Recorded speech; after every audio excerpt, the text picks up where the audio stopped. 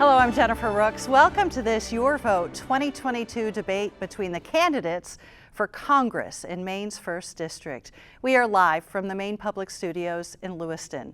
Maine Public is presenting tonight's debate in partnership with the Portland Press-Herald. Many of the questions for the candidates come from you, readers, listeners, and viewers of Maine Public and the Portland Press-Herald. Those questions will be asked by Maine Public State House correspondent Kevin Miller and Portland Press-Herald reporter Joe Lawler. There are two candidates on the November ballot. Representative Chellie Pingree, a Democrat, was first elected to Congress in 2008. Before that, she served as national president and CEO of Common Cause and as Maine Senate Majority Leader. Currently co-owner of the Nebo Lodge, she lives in North Haven. Ed Thelander, a Republican, has never served in political office. He is a retired Navy SEAL and currently owns a small business doing light excavation, tractor work, and scuba diving for local shipyards. He also serves as a reserve deputy sheriff. He lives in Bristol. This debate will last approximately an hour. In the interest of fairness, we will take turns. Which candidate will answer each question first? We will be addressing the topics that you, the voters, have told us are the most important to you. Each candidate will have 1 minute to answer the question posed by the reporters. When the reporters ask a follow-up question, the candidates will then have 30 seconds to answer those. When a candidate needs to give a rebuttal, we will also allow 30 seconds for that. Before the debate began, the beginning and ending order was chosen by coin toss. And for this first question, Kevin Miller will ask a question about the economy and inflation, and Ed Thelander will receive that question first. Kevin. Thank you for joining us here tonight. Thanks for having me. So poll after poll has shown that inflation is the top concern for voters this year. Factors like supply chain disruptions and the war in Ukraine are beyond the control of Congress. But what can and should Congress do to help people struggling with high grocery bills, gas prices, and heating costs? We have to get spending under control. We really have to look hard at where we're spending our money. And a lot of people in this district won't like it, but we've got to start drilling for oil again here in America. It's necessary. Getting the price of oil down is going to help everything. It's going to get shipment prices down. It's going to get food prices down. I just filled up my tank, oil tank, and that was painful. There's a lot of folks that are going to be really facing some hard decisions this winter, whether to heat or to eat. All right. Sure. Well, spending has been very critical in Congress in the last couple of years. As you mentioned, we've been suffering with the pandemic. We've got the war going on between Russia and Ukraine that could impact all of us. It has been a really challenging time. But I believe many of the things that we spent money on during the pandemic, making sure our small businesses could stay afloat, keeping people on unemployment insurance, expanding COVID testing, paying for vaccinations. There were so many things that we needed to do, and that was important. Since we've been able to move forward a little bit from the pandemic, some of the funding that we've been very specific about has been investing in our infrastructure and dealing with climate change. And one of the reasons we're so focused on climate change is because of those very costs of oil and fossil fuels. We need to bring those costs down. This is going to be a very difficult winter for Maine residents, whether it's heating oil, the cost of filling up your gas tank, all of these things are going to be very expensive. But I believe investing in renewable energy is how we're going to bring those costs down in the future and have true energy independence in our country. I have a follow-up question for each of you, for Ed Thelander. You and your party say that electing Republicans is the only way to lower the prices of gas and goods. But how exactly does switching parties change the trajectory of inflation and the economy? And what will a GOP-controlled House do to help people stretch their paychecks that the Federal Reserve is not doing already? Well, getting oil back online again so it actually makes sense to build a refinery without making a smart transition to green, because we're not doing that right now. That's going to help get prices of everything down. We really need to look at what we're doing, and I want to go green, but we got to be smart about it. And right now, we can't have lithium batteries everywhere. Congresswoman Pingree, your question. So you were an enthusiastic supporter of the $1.9 trillion American Rescue Plan, but there are economists, including former Obama White House advisor Larry Summers, who called that proposal irresponsible and potentially inflationary. What do you have to say to that critique? Well, to the contrary, we are fully paid for, unlike the Trump tax cuts, which greatly raised the deficit. And this reduces the deficit by $300 billion. I also believe we're never going to bring down costs for oil, which is fundamental, and we're never going to bring down energy costs unless we invest in renewable energy. And this has money that's going to help people directly, bringing down the cost of prescription drugs, supporting people who want to put a solar panel on their house, a heat pump, buy an electric car. We need to make that transition. This is the smart way to go about doing it, and it's the way to plan ahead. The next question will also be about the economy. This time we're going to focus on workforce issues. And Joe Lawler will ask the first question of Chellie Pingree. Yes, hi. Representative Pingree, earlier this year you introduced a bill that would change the rules for asylum seekers so that the amount of time that they have to wait before they can get their work permit is shortened. Given the pretty big workforce shortages in Maine and the potential that this topic would have to find common ground between Democrats and Republicans, why do you think this bill has not gained traction yet? Well, honestly, some of it is because everything about immigration is blocked. And I think it's partly because the Republicans use it for rhetoric and campaigns. They want to scare people. And they've forgotten that unless we have a workforce in this country, which is the #1 issue I hear from small businesses, we don't have a future economy in this country. So all this talk about not letting people into our country, not letting them work, that they're going to, quote, take away your jobs. In a state like Maine, we are clamoring for jobs everywhere we turn. During the Trump administration, they actually made it 1 year before an asylum seeker, legally present in our country, who's applying for asylum and waiting for the courts, they made it a whole year before they could even apply for a work permit. It's now down to 6 months, but I'd like to see it at 30 days because we have so many people already here in Maine who would do anything to get a job. They don't want the state of Maine to have to support them. They want to be working. And so we've done everything we can to reduce that, to make sure that work permits come more quickly. And just today we heard that H-2B visas are going to get the full quota that we're able to have, and that's because of pressure of myself and Republicans on the other side of the aisle who I've worked very closely with. Joe? Yeah, so Mr. Thelander, you just heard Representative Pingree, 30 days for an asylum seeker, if her bill were to become law, to work. And I know workforce shortages is one of the big issues of your campaign. Do you agree with that? So this is one of the ways we're going to agree. If people come here legally, we need to get them to work and getting them into welfare, because if they come here and they can't work, how are they? What are they doing? They're stealing or causing problems. So we need to get them to work because we do have a workforce shortage, and we still have to address the problem that's at the border, though, because what's happening there is not right. And right now, the progressive policies of opening the border, it's wrong for America. My wife, Liliana, from Venezuela, she came here legally 28 years ago. My mom from Montreal, Canada, legally, and it's a big deal. We need more workers in America, but it has to be done right. And we will be returning to the topic of immigration, but you have a follow-up question, right? I do. So this question is for both of you. We'll have Representative Pingree answer first. Should the federal minimum wage of $7.25 be increased? If the minimum wage were to be increased, should it be indexed to automatically increase when inflation increases? Absolutely.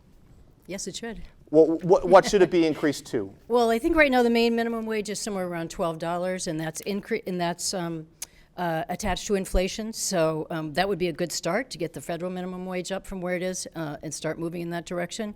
I mean, look, people can't live on the current minimum wage, and we need more workers in the workplace. The fact is, in most places today, you couldn't get away with paying someone minimum wage. They'd take another job down the road. So it ought to be the rule. It ought to be the law. Mr. Thelander?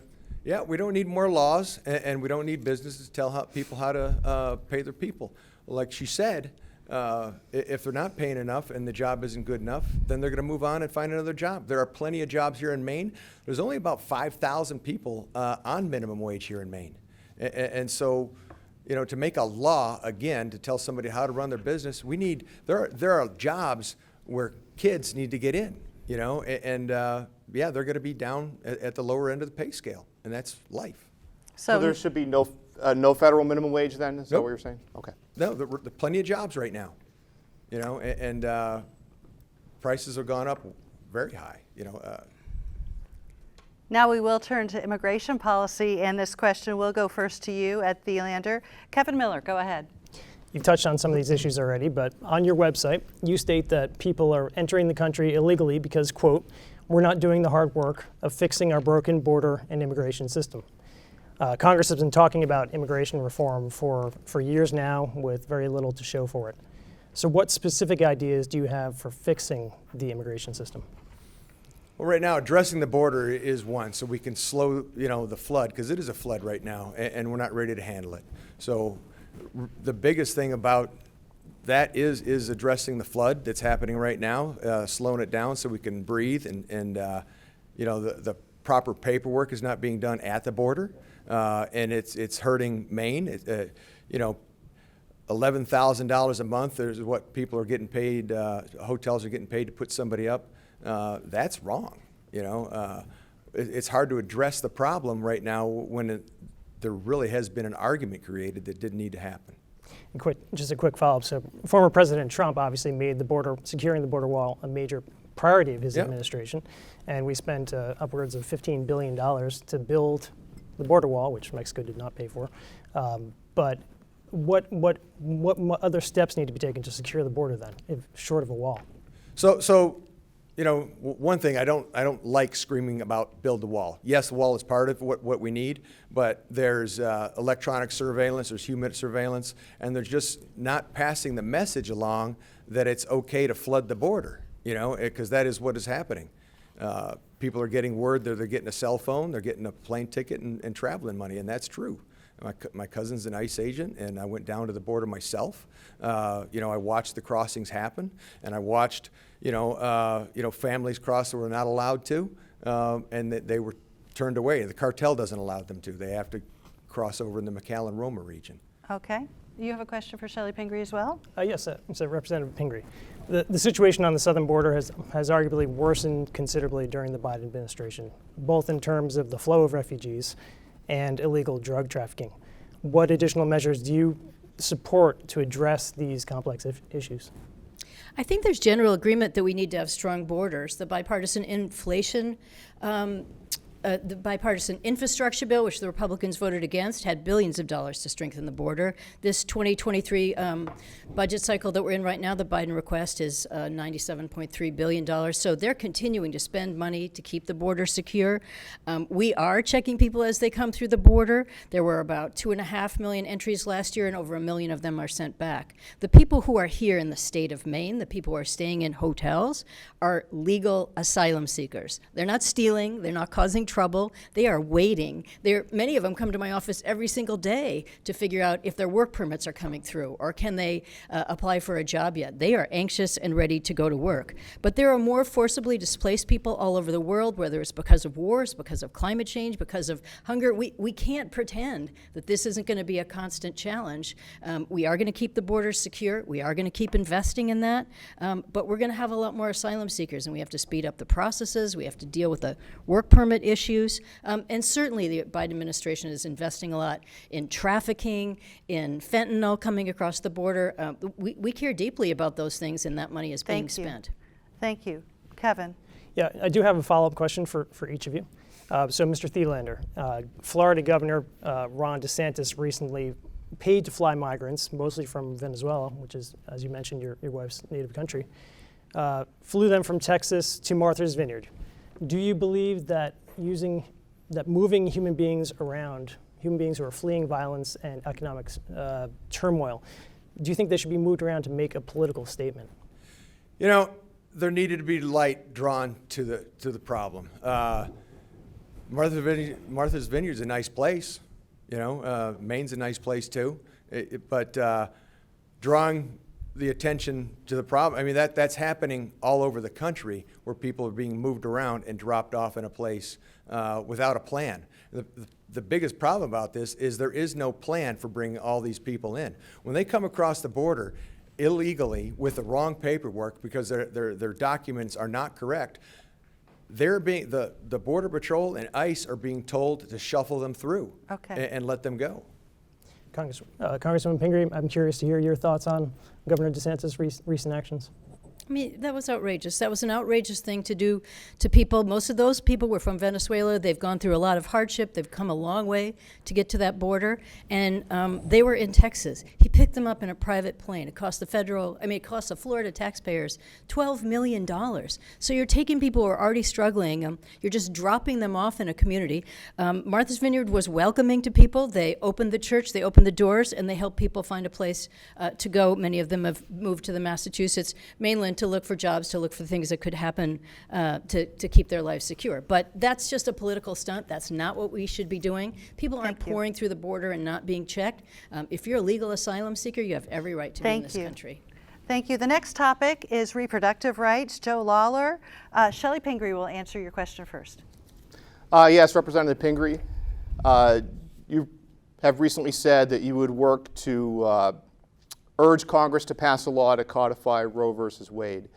Could you explain why there needs to be a federal response to this and why this issue shouldn't be left to the states, as the Dobbs decision said? Absolutely. Well, first off, that was settled law. Supreme Court justice after another has said it was settled law, and it was a precedent we expected would stand for the more than 50 years it's already been there. We have in the House passed the Women's Health Care Protection Act, which codifies Roe versus Wade, basically means it's a law now in the House. It hasn't passed the Senate yet, but we do hope that eventually the Senate will see the light and do that. So I believe it has to be because, say for instance, who knows how this particular election is going to go in Maine. If Paul LePage were to win and the Republicans take control of the House or the Senate, I have no doubt they would immediately make abortion illegal. We would be Alabama tomorrow after that election if it went in the wrong direction. And so in my opinion, that's a right that women have. That's a right that women should have to discuss with their practitioners, their own families. That is not something that any politician should be meddling in, and we should protect states like Maine and states all over the country. Okay, Mr. Thelander, you were quoted in today's Press Herald as saying that you would vote against a bill outlawing abortion nationwide, bucking some in your party. But one of our readers, Gregory, wants to know exactly where you stand on abortion. Do you think abortion should be banned in Maine without exceptions for rape, incest, or the life of the mother? So, first, I am pro-life, but that is not a federal issue. The Supreme Court decided it. It could change again. The Supreme Court changes its mind more than once a year and overturns decisions. And it could happen again. But having a federal law on it is wrong. That's how America gets along, is we have states that have different laws, and that's where it needs to stay. You know, the drum beating on this one is creating hate. So we have to understand that you know, Republicans are women too. You know, my wife, my campaign manager right there, strong Republican women, and they don't want to hurt women's rights. They believe it's a baby and it needs to be protected. So we can come together and talk about it that way without hating each other. You know, I don't, you know, dislike her for her beliefs on that. You can't do that here in America, and it's happening too often. I guess I'm just wondering, where exactly do you stand when you say that you're pro-life? Because pro-life could mean... Yeah, so again, I'm not going to vote on it, and I'm not going to hate anybody for it, and it doesn't belong in the decision. As my personal beliefs are not going to affect the way I vote, because I have my integrity. Okay, follow-up questions? Sure. Okay, so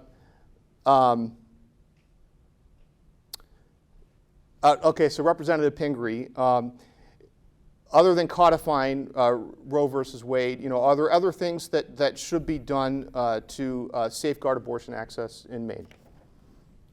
Well, I think in Maine, I mean, I'm just going to say I hope that we continue to keep Democratic control of the Blaine House and the legislature, because I do believe that Republicans in the state would overturn the Maine law. They would make abortion illegal. And what we've seen in other states have been illegal abortions. They've made it illegal for anyone who assists someone to have an abortion or goes out of state. We now have doctors sitting around in emergency rooms trying to debate, you've got a woman who's in health distress, who's pregnant, and they're trying to decide, will our hospital go to court if I perform the appropriate surgery, give that woman the health care she needs?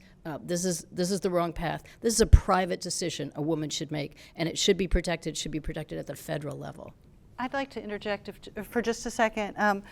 Chellie Pingree, last week was the governor's debate, and former Governor Paul LePage stated that he would indeed veto a law that would make abortion rights more restrictive in Maine. Are you saying you don't believe that? I'm saying I'm finding it hard to trust Republicans on this, because I feel like everybody, this is the dog that caught the bus. I've worked with Republicans for all of my life who have said, we don't believe that abortion should be legal. Then the polling data starts to come out, and I'm just concerned that people are trying to, kind of flip-flop on their answers, or kind of give a muddled answer so they don't have to be clear with people in this state where they stand. All right. Go ahead, Joe. Sorry Okay, about that. and then so Mr. Thelander, the follow-up question. As we've just discussed, Maine protects a woman's right to an abortion, but other states do not, and some are trying to criminalize abortion. Do you support or oppose a bill in Congress that would forbid states from criminally charging women who cross state lines to seek an abortion? If Lindsey Graham's bill came up, any federal bill came up, I would go against probably a big portion of my party, and I would vote no on it. Okay, but on the other way, I think some are saying there needs to be a federal bill that would prohibit states from, Allowing someone to travel? States, so to explain this a little bit more, some states are saying that if you live in one state and then say you travel to Maine and then you get an abortion, and then when you come back to the state that you reside in, that you would be criminally charged. No, you're traveling. And wherever you get no. So no to what? No, that should not come into law. You can't, we're in America, and if you travel someplace else and you do what's legal there, it's legal there. You come home. We're going to turn now to the topic of voting and threats to democracy. Kevin Miller, your first question to Ed Thelander. Yeah. So, Mr. Thelander, your campaign website says, quote, you will fight for measures to guarantee one person, one vote, and real accountability for absentee ballots. But I guess, what exactly do you mean by this? Do you have doubts about the integrity of our election systems? So many people have doubts about the integrity of the election, and we need to make people comfortable with it. I hear it all the time on the campaign trail. It's a terrible drum they're beating. I try and tell everybody, get out and vote. I'm not running because I think, the election's stolen. I'm running because I know it's possible to win. But I need people to be confident in it, and I'm hearing so much, so passionate, and it's becoming very divisive. So let's go ahead and look at it and make people comfortable with it. Let's get voter ID, make it free IDs. I don't think anybody can complain about that. Most people want that. The absentee ballots, for those that need them, we need to do that. I believe we need signature verification.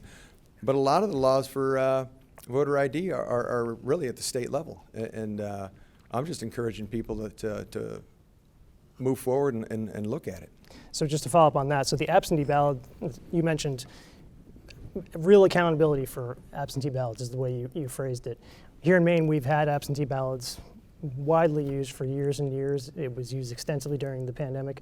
We haven't had any issues that have come to light. There have been, folks have looked into it. There's been no major fraud with absentee ballots. So I guess, what are your concerns regarding My concerns is that people ballots? still aren't confident in it. And if we have to take a little bit of time to do that, so that, a forensic audit, we need to make people confident that our elections are secure, and a whole bunch in the country aren't. Again, I'm running And I'm not running because I think it's going to be stolen out from under me. I would not waste my beautiful life. Is there a risk that by bringing up concerns about the security of absentee ballots that you're actually undermining the democracy process? No, I want people to be wild on the campaign trail. Real quick on the red light. I've been called, I'm a 21 years in the Navy. I'm a volunteer firefighter. I'm a reserve deputy sheriff. I said, someone asked me about the election, and I said we need to take a look at it because people are not confident with it. That man called me a traitor. That's wrong. Our country is so divided on this subject. Let's take a look. And let's get right with it. Congresswoman Pingree, following up on the same conversations, surveys suggest that a sizable percentage of Americans are still skeptical about who won the 2020 elections, especially the presidential race, and it's been 2 years. So how can Congress restore Americans' trust in our election systems? Well, we have some legislation that we're supporting, but I just want to go back to this very question of why do people mistrust elections? I mean, I've been really proud to be in the state of Maine where we've had excellent election laws, very high voter turnout, and some of that is because our election laws make it possible and easier for people to vote. Not everybody can get the day off work. Some people want to vote absentee because they're going to be busy that day.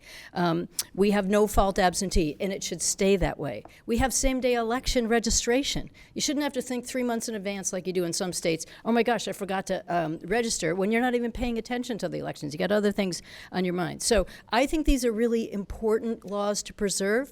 And at the federal level, we have a bill for the PEOPLE Act, which actually would, again, codify many of those things into federal law. States are the ones who are in charge of elections. But I think starting back at this last presidential election, when you had a president who from the start said he wasn't sure he was going to accept it, but then that spread to people all over the country and to misinformation, disinformation, all of these court cases, investigations, none of them came up with voter fraud. Okay, thank you. Sorry.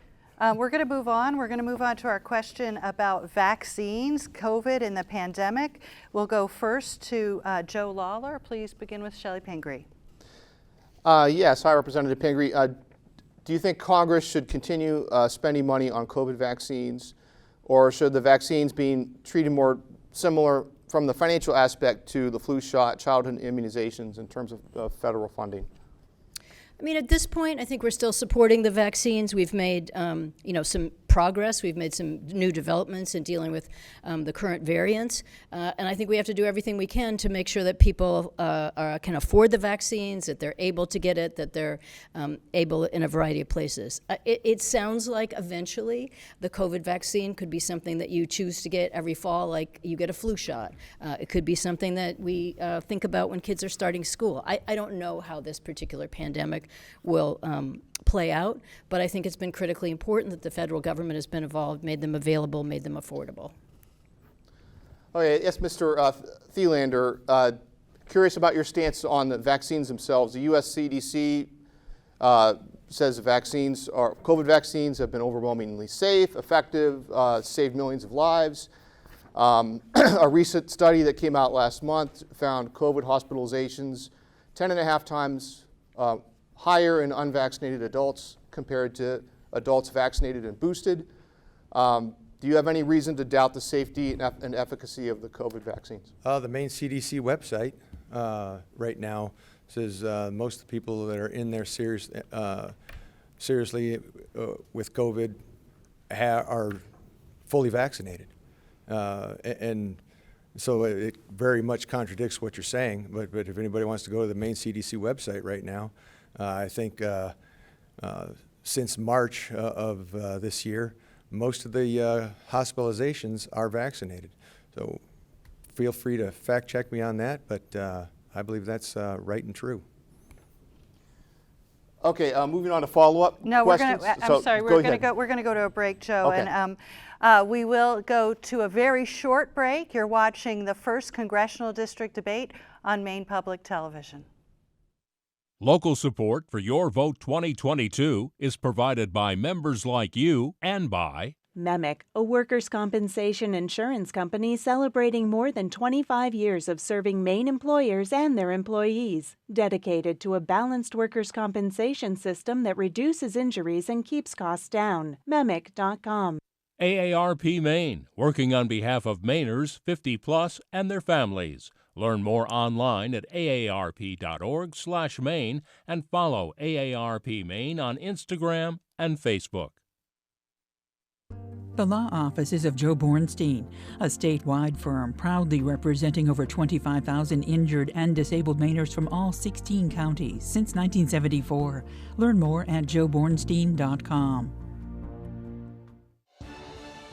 Election Day is November 8th, and Maine Public's Your Vote 2022 online resource offers interviews with the candidates vying for governor and for Maine's 2 U.S. Congressional District seats. You can also find the latest news and analysis in our weekly roundup, Maine's Political Pulse, and watch our televised debates on demand. Go to mainepublic.org/yourvote.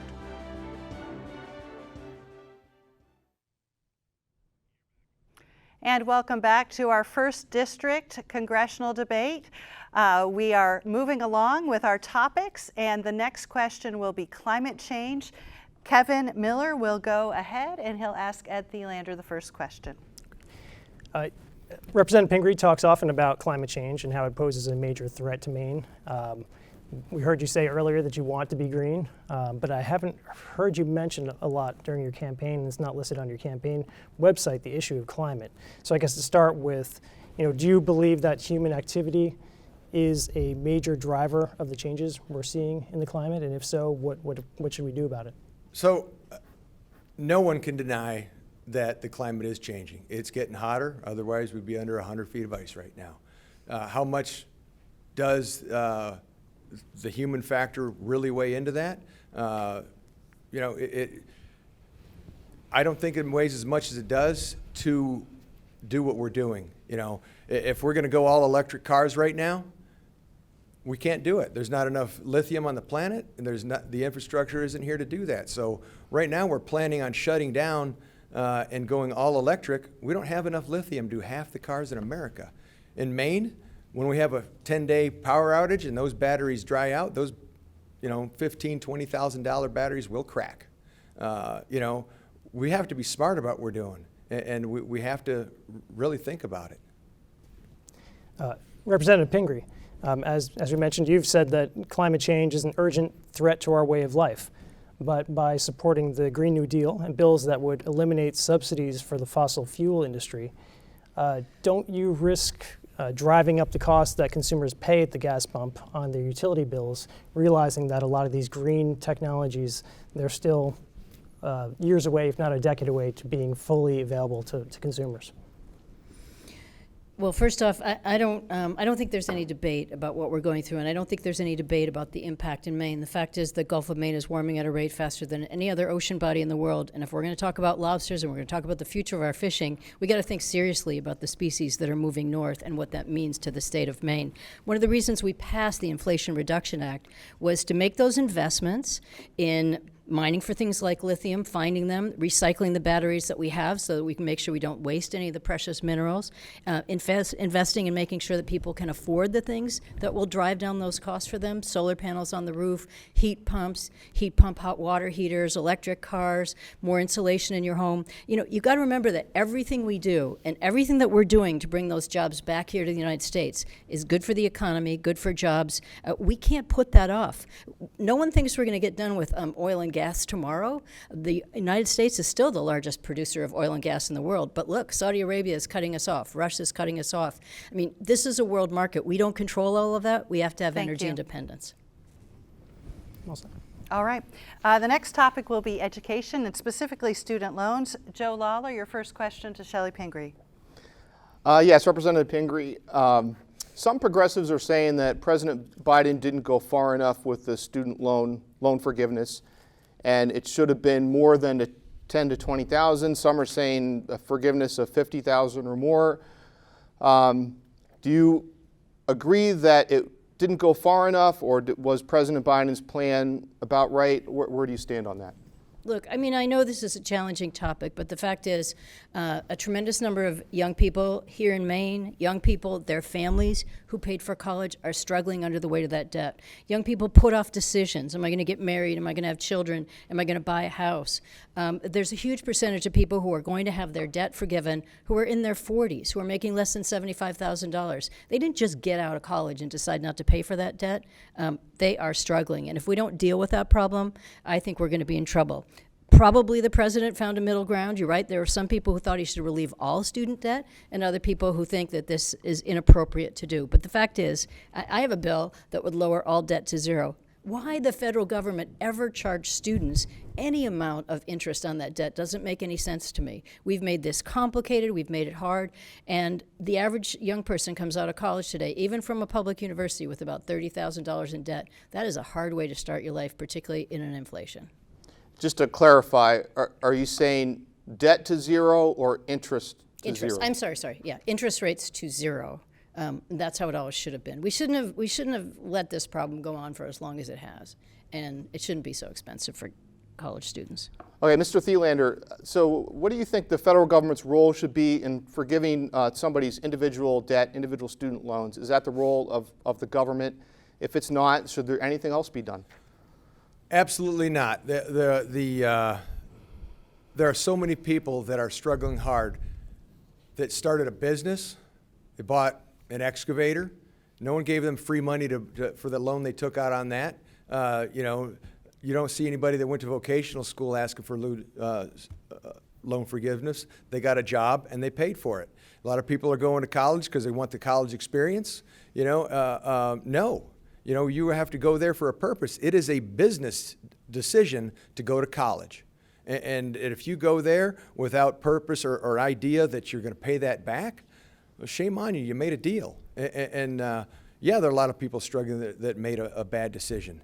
But if you're throwing, trillions of dollars towards forgiven debts, that's terrible. That's going to drive up the price of college, and it's going to encourage bad behavior and grow that industry more when it needs to be slowed down. And we need to divert money to getting technical schools and getting people to work.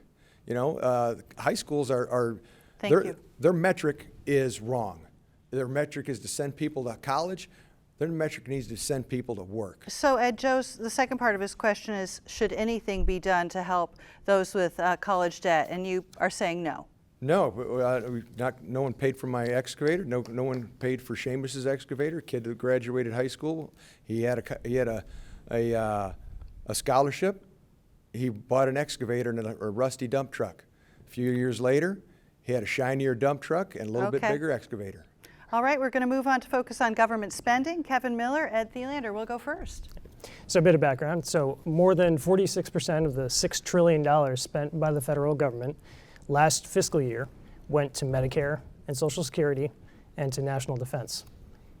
Obviously, tens of millions of older Americans rely on Medicare and Social Security to get by. So for Mr. Thelander, you talk a lot during the campaign about the need to rein in out-of-control government spending, as you put it. But are you willing to make cuts in any of these key safety net programs and the military? And if not, where else would you cut? So we made promises to folks. You put your money into Social Security, you'll have it.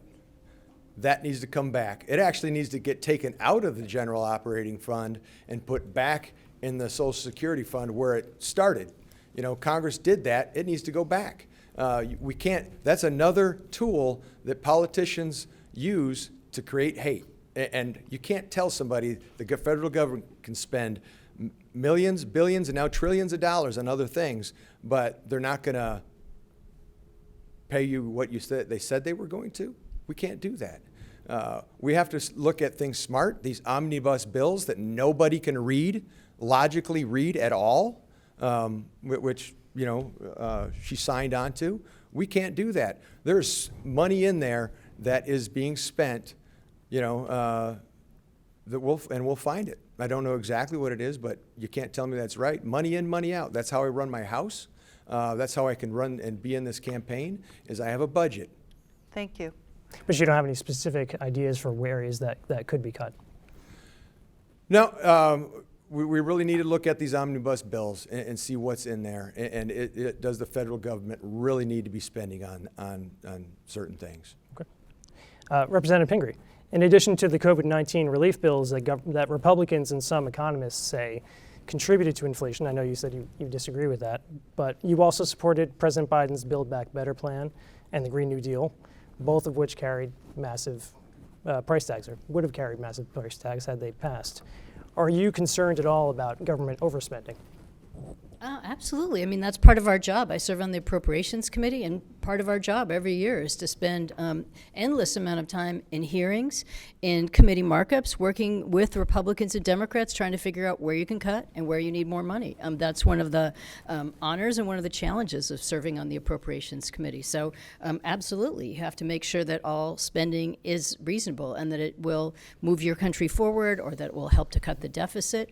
I mean, just to be clear, I think that the spending that was in the Build Back Better bill, which would have brought down the cost of childcare, which would have done a variety of things that were critically important, I believe, to our economy, would have helped us to build our GDP, would have helped people to make ends meet at the end of the week. The Green New Deal is actually it's a policy document. It's not a budget bill. It's not a bill with finances attached. That's what the Inflation Reduction Act was, and that was the largest amount of money we spent on climate change and renewable energy, and I think it was very well spent, and that would be a good investment in America's future. All right, we're going to go now to a topic very much in the news right now, and that is the challenges facing Maine lobstermen. Joe Lawler, Chellie, Pingree will go first. Yes, Representative Pingree, as you know, there's a lot of emotions and tensions with this issue between NOAA, the right whales, lobster industry regulations. A lot of livelihoods are at stake. Today during a rally, your opponent compared NOAA to rapists. I guess what do you think of those comments, and were they inappropriate? Well, I mean, that's for him to decide. I mean, I would say we are united in our opposition to what NOAA is doing, what's been happening in the court. What our lobster fishermen are facing is completely unfair.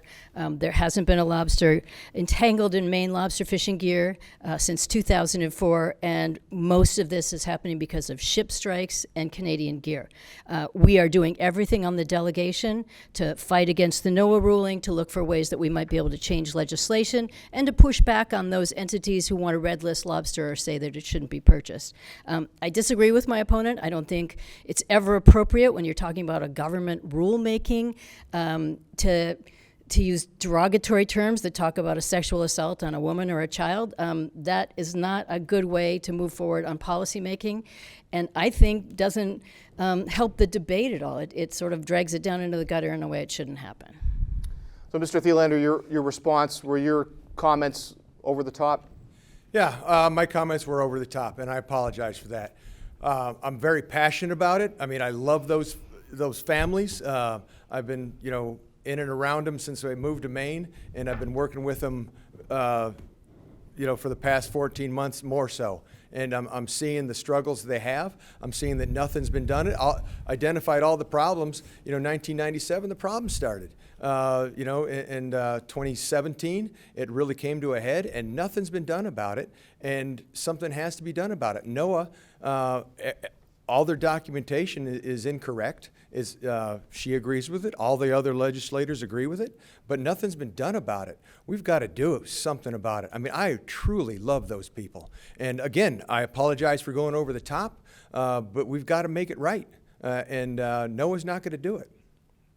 Can I have a little rebuttal? Because we didn't do nothing. This has been going on since 1997, and our entire delegation, that's Republicans, Democrats, whoever was in office since then, has pushed back on NOAA. We've pushed back on those entities. We've met with places like the Monterey Bay Aquarium, argued with the data. I mean, every step of the way. It's now in the courts, and we're going to continue to fight it, and if we need to change something in legislation, which in this particular case is not easy to do, but the delegation will go ahead and do that. And look, I've lived in a coastal community for 50 years. I live in a town of 417 people. If lobster fishing were to dry up, that's the elementary school that my kids went to. That's the school that my grandchildren go to. That's the restaurant that my family runs. That's the store. That's the church. Okay. That's the minister. I know all about how deeply this will impact my community. So don't say I'm not passionate about it. I used the right language, and I appreciate your apology. I think that was a very good thing for you to do. Anything else to say? Yeah, I don't think enough has been done. And again, I apologize for going over the top, but something has to be done. It's come to a head where they're actually going to start, shutting the industry down. And in months, they're really looking at shutting it down. It needs to go back into the courts, and the lobstermen shouldn't have to be paying for it. All right, we're going to go now to a question about foreign policy and Ukraine. Kevin Miller, go ahead. Ed Thelander, yes, Ed Thelander goes first. So, Mr. Thelander, you deployed multiple war zones during your military career and worked as a security consultant in, I'd say, sounds like some difficult places like Yemen. Given those experiences, how do you rate the Biden administration's and the U.S. government's response to Russia's war in Ukraine? The response there started, with our behavior in Afghanistan and pulling out of there so irresponsibly. No ground force commander wanted to make those decisions, to move out of a perfectly safe base and out into town where they were vulnerable. Those lives were lost. The respect that we lost for around the world was caused by that. Leaving $80 billion of equipment on the ground functioning. I talked to a helo mechanic at Litchfield Fair. He said, those are my helicopters there. He worked on them. Translating that to the Ukraine, that happened because there's no respect for this country with our foreign policy right now. And we need to lean forward hard and get that back. Representative Pingree, you were part of a congressional delegation that traveled to the region, so you've seen firsthand how this war is affecting Ukrainians who've been displaced from their homes. Are there things that the U.S. can be doing to help Ukraine that is not doing right now?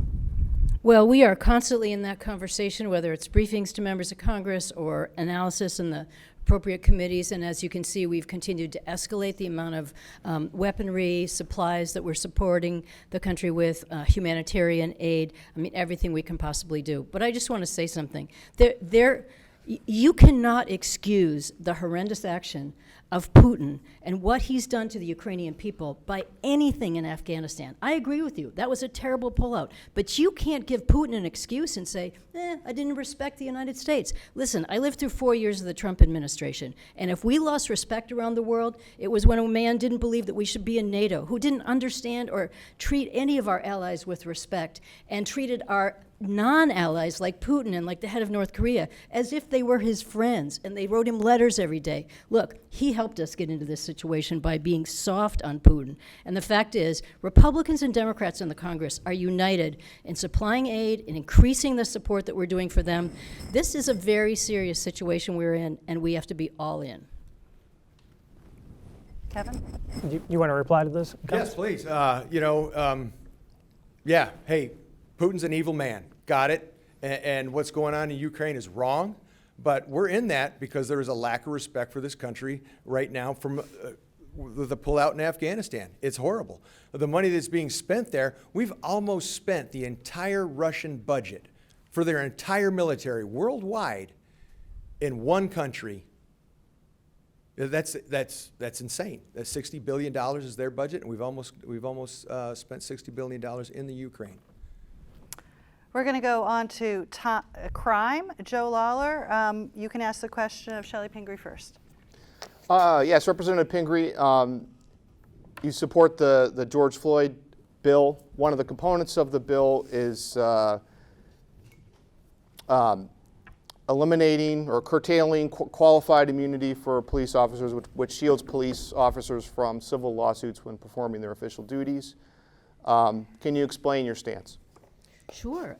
This is one of those areas where you have agreement on the Supreme Court between Republicans and Democrats, that this was a device designed by the Supreme Court. It's gone too far, and it needs to be reformed. So when I say I don't support qualified immunity, it's in the state that it's in now, and I just think that it's time for some reform. Clarence Thomas, Sonia Sotomayor, they have both agreed on that. The Cato Institute says it needs to be reformed. There will be 3 cases in front of the Supreme Court this year, and all of them are about qualified immunity. And all of them, I think the average viewer would say, wait a minute, the police overstepped their bounds and they're getting off on a loophole. And Mr. Thelander, your views on qualified immunity, and I'm just going to ask my follow-up right now on a slightly different topic. And why do you think shootings are up in Portland? So, with qualified immunity first, people really need to understand what that is. It doesn't let an officer off. When I went to school up there in Vassalboro, they said it's not when you'll get sued, or if you get sued, it's when you get sued. And that's true.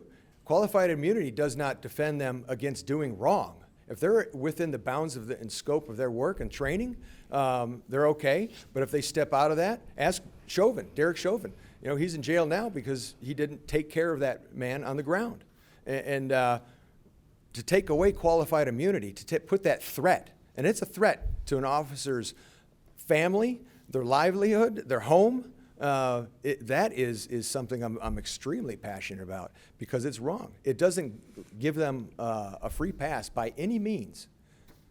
Shootings in Portland. Shootings and violence in Portland and in Maine, which is, not something I can legislate on, but I can help out with. Shootings in Portland. It's easier to do crime in Maine. You have a less of a penalty. If you have a finger of fentanyl in Maine, you might get 90 days. If you step across the border in New Hampshire, you're going to get 6 years.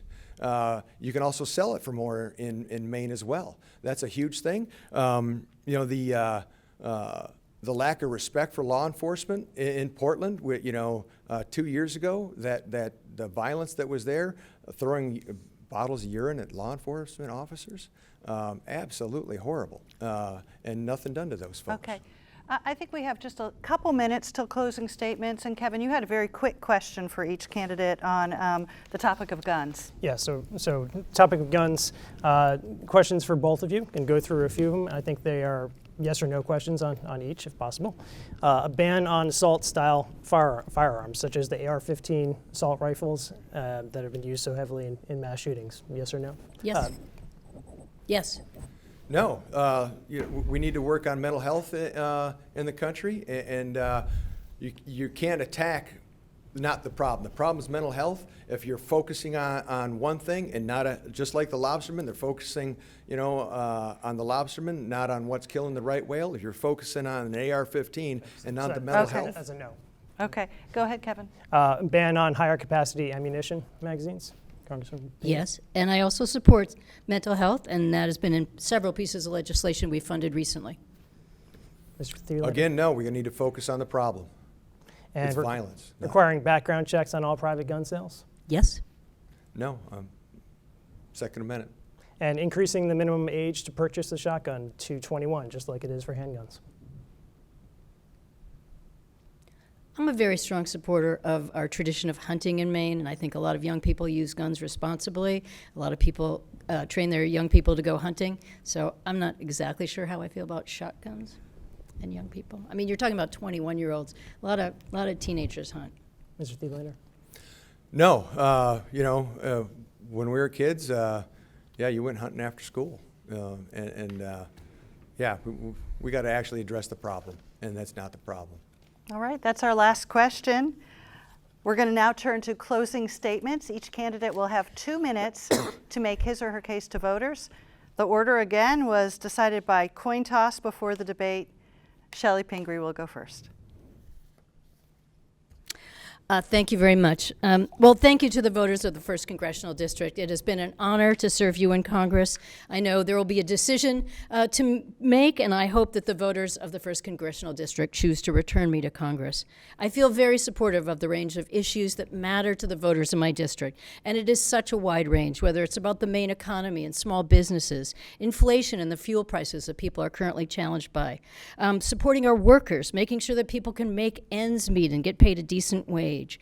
Healthcare, prescription drugs, which I've worked on for so many years, and now we're seeing some reductions in the Inflation Reduction Act, and making sure that we protect a woman's right to choose.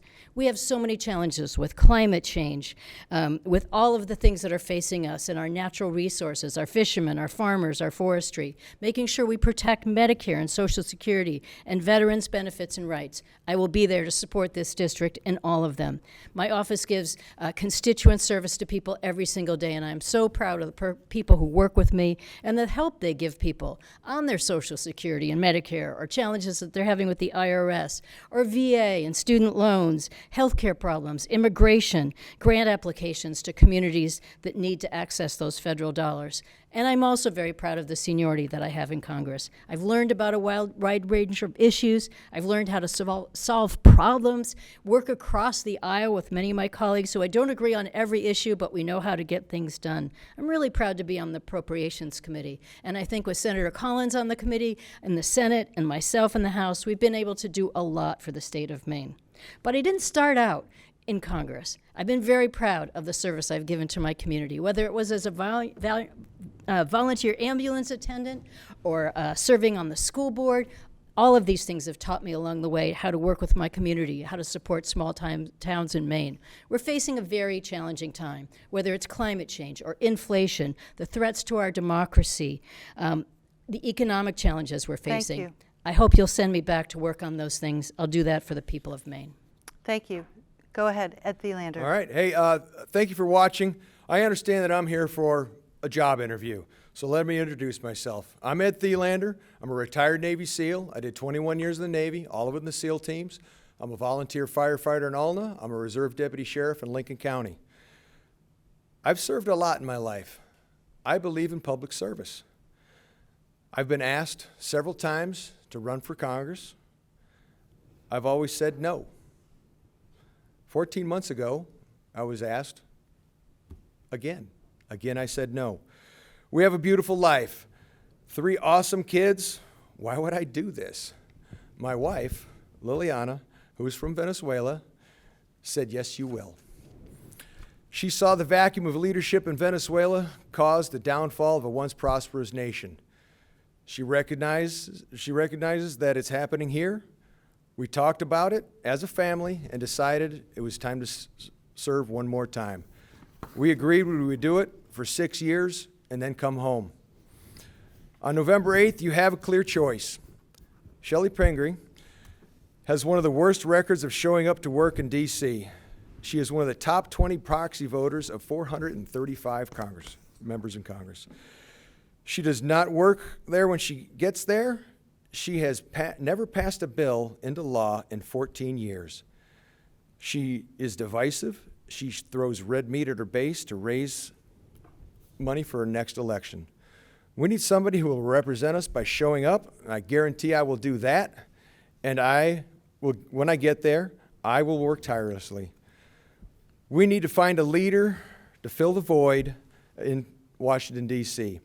I will use my life experience to bring people together, really solve problems, and after 6 years of serving my country again, I will return home to Maine and get back to my awesome life. Thank you.